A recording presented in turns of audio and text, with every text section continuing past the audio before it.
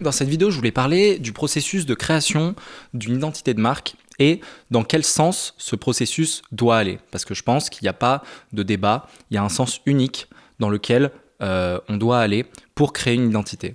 Ce sens, j'en ai déjà parlé dans une autre vidéo, c'est comme lorsque par exemple je dois, disons, créer une page web, j'ai besoin d'un contenu et ce contenu va être designé. Okay ? C'est toujours dans ce sens-là. J'en ai déjà parlé.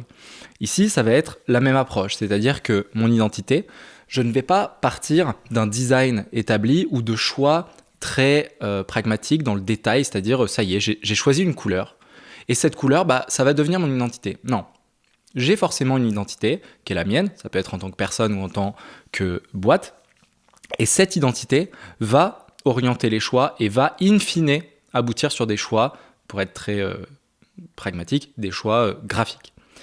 Donc, beaucoup veulent penser design au lieu de penser à l'identité profonde et à l'usage. C'est ce que je viens de dire. Résultat, un branding qui ne fonctionne pas en pratique et qui n'est pas aligné avec qui on est. Okay ? Ça, c'est un gros risque. Exemple. Je pense que il ne faut pas être hors sol et il faut rester fortement au contact du réel. En l'occurrence, ça veut dire fortement rester au contact de qu'est-ce que je fais, qu'est-ce que mon projet fait, quelle est la valeur que j'apporte. Plus je vais rester aligné avec ça, plus les choses vont être claires down the road. Désolé pour l'anglais, mais par la suite. Okay ? Plus j'arrive à caractériser qui je suis, quelle est mon essence, ce que je fais, plus les choix design vont se faire facilement. Donc j'ai noté, on choisit souvent par exemple des couleurs ou une esthétique avant de penser à des besoins très réels. Si je crée un dashboard, par exemple, je crée un dashboard complexe, je crée une app, etc., j'ai besoin d'un design. Et ça marche là si je suis designer ou si je suis le porteur du projet, que je sois entrepreneur ou designer. Je vais faire un dashboard ultra complexe pour une app X ou Y.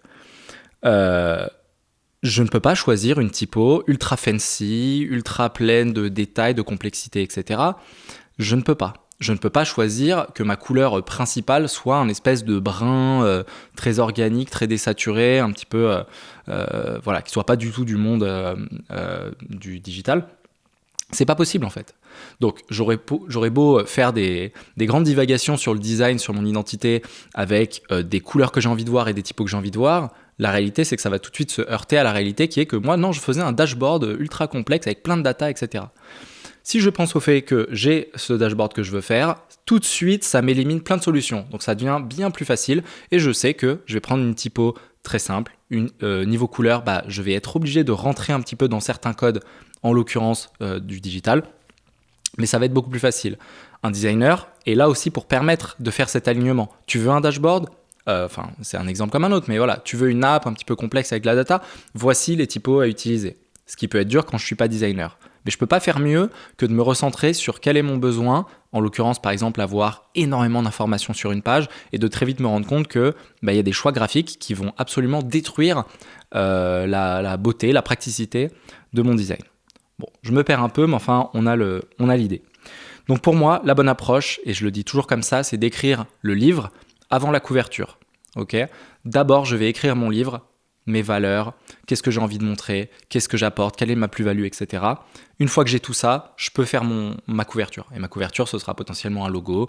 Globalement, ce sera des choix très précis d'identité, ma palette de couleurs, ma typo, mon logo. Voilà comment je me présente au monde. Par contre, avant ça, je suis au courant de tout ce qui fait partie de mon histoire globale. Donc voilà, le produit va dicter l'identité visuelle avec des mots concret également. Je dis ça, c'est peut-être un autre thème, mais essayez d'éviter, quand je veux créer mon identité, de passer par ce gimmick d'utiliser des mots vides, des mots creux. Okay ? Je veux être ergonomique, je veux être empathique, je veux être user-centric, je veux être empathique, etc. C'est-à-dire, c'est pas des mots qui vont être utiles. Des mots utiles, ça va être je veux être brutal, je veux être doux, je veux être sensible, je veux être fun, je veux être tendre, j'ai noté quoi ? Doux, bruyant, voilà. Ce genre de choses. Ça, c'est des choses très expressives qui, pour un designer, vont être beaucoup plus utiles pour créer. Et enfin, c'est peut-être également sur un autre thème, mais toujours se rappeler show, don't tell. Okay ? Si je veux dire on est les meilleurs, ma brand, ça ne sera pas d'écrire on est les meilleurs. Ça, c'est nul. Il n'y a que des gens qui ne sont pas les meilleurs qui font ça. La réflexion, ce sera on est les meilleurs. Ça, c'est nos valeurs. Ok, on le sait. J'y ajoute pourquoi on est les meilleurs. Pourquoi on est les meilleurs? Parce qu'on délivre 10 fois plus vite. Ok.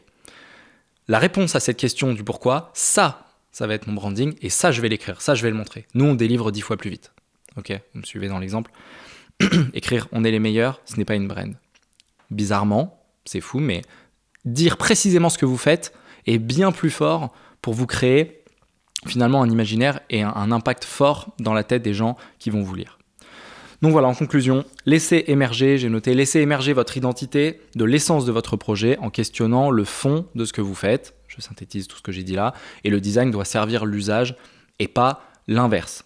J'en ai fini. J'en profite pour dire que si vous êtes designer ou entrepreneur, que vous souhaitez être challengé, coaché, accompagné sur des problématiques design, identité, personal brand, ce genre de sujet, si vous avez des questions, j'ai des créneaux de coaching, donc n'hésitez pas à aller y faire un tour, ce sera avec plaisir de vous accompagner parce que c'est un vrai kiff pour moi de faire ça. J'ai fini, je vous dis merci, au revoir sur ce ton. Allez, c'est ciao, merci, bye bye.